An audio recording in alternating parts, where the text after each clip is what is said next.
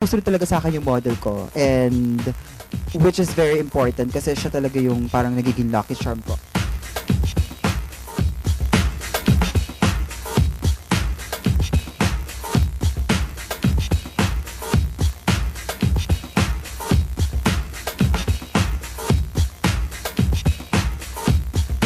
When I saw my gown on the runway, I was so overwhelmed and at the same time so nervous. I was looking at the judges. It's safe. It's really safe.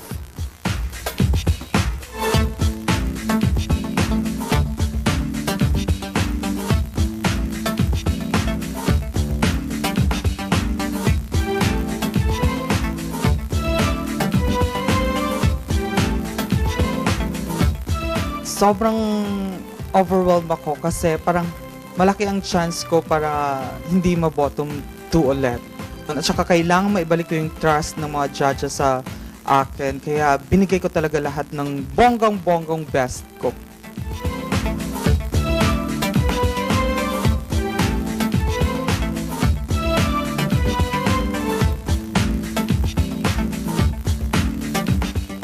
It's never easy to be in front of 5 judges this time. There was a mix of emotional turmoil. So, lahat ng expectations ko na manalo, I let it off.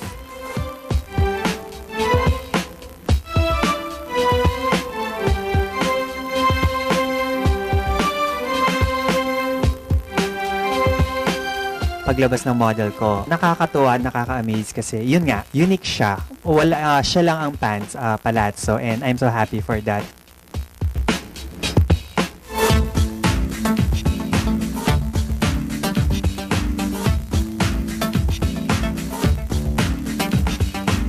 Kinakabahan din ako kasi yung gown ko is basic lang, pero yung inspiration behind is malalim naman. So, explain ko na lang siguro if ever na matira ko doon.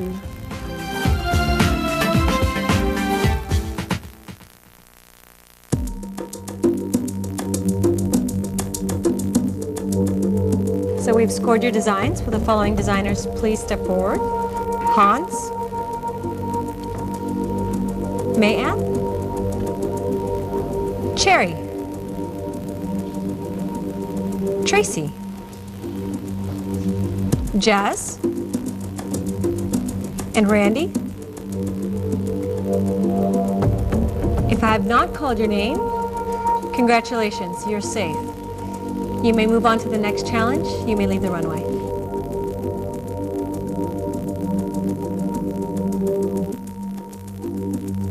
For the remaining 6 designers, you represent the highest and the lowest scores.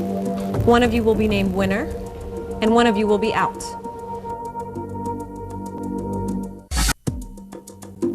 For the remaining 6 designers, you represent the highest and the lowest scores. We're going to bring out your models. We're going to have a little chat.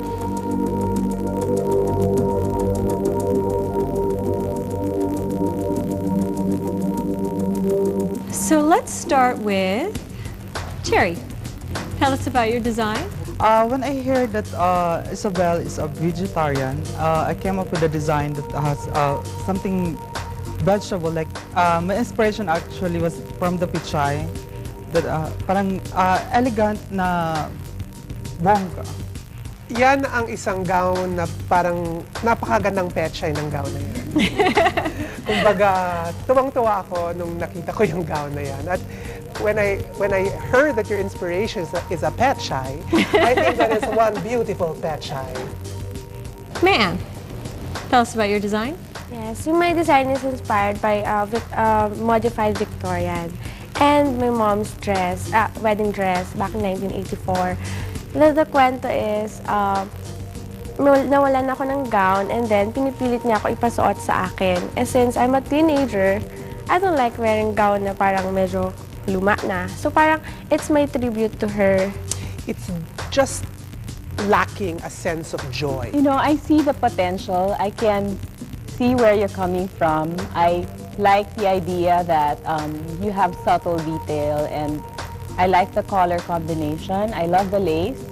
And I feel you just have to push yourself some more. Try to make an extra effort. You know, a wedding gown is the most memorable, most photographed, and the most expensive dress a woman will wear. And you really have to put your heart into the concept. Yeah, my problem with it is actually the color. You know, I know that I asked all the designers to stay away from white, but I was expecting colors that were in the pastel side, something happier. Randy, tell us about your design.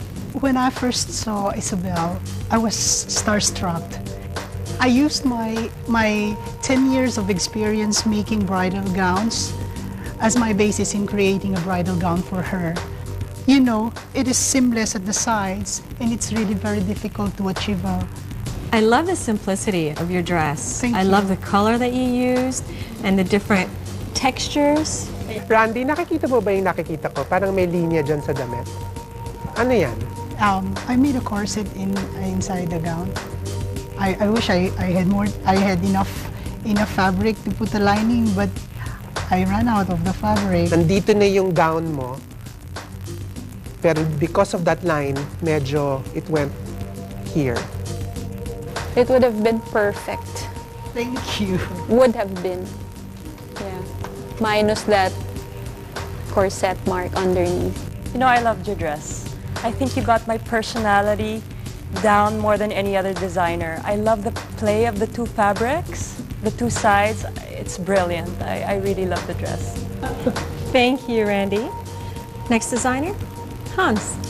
So while I was making my dress, this in particular, one of the designers were trying to make fun of it. It looks like a donut. So okay, why not make a donut my inspiration? So there it goes, the donut dress. This actually represents the two future duties of a bride, being a mother and being a wife.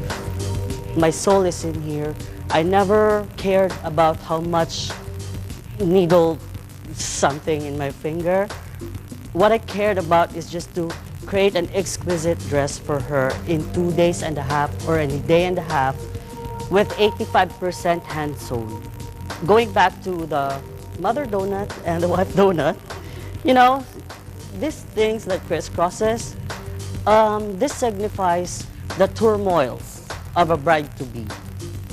A bride still deserves the best, and that a bride will always be a bride no matter how bad she will be in the future.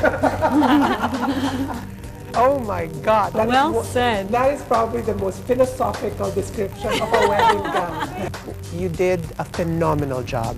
I love the attention to detail. The styling is exquisite. She didn't have to say all those things to impress any of us. It's a beautiful dress.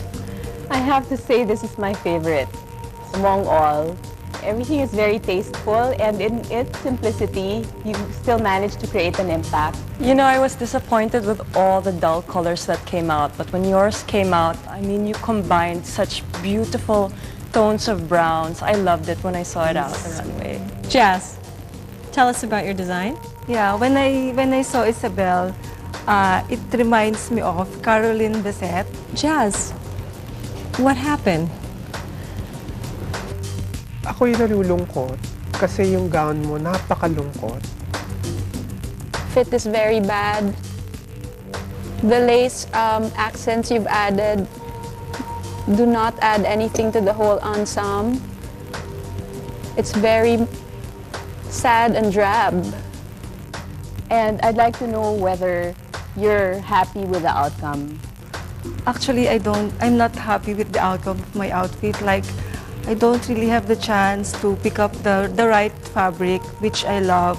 Actually, I'm more of like a colorful person, pero this time, I really made a bad choice in regards to my fabric.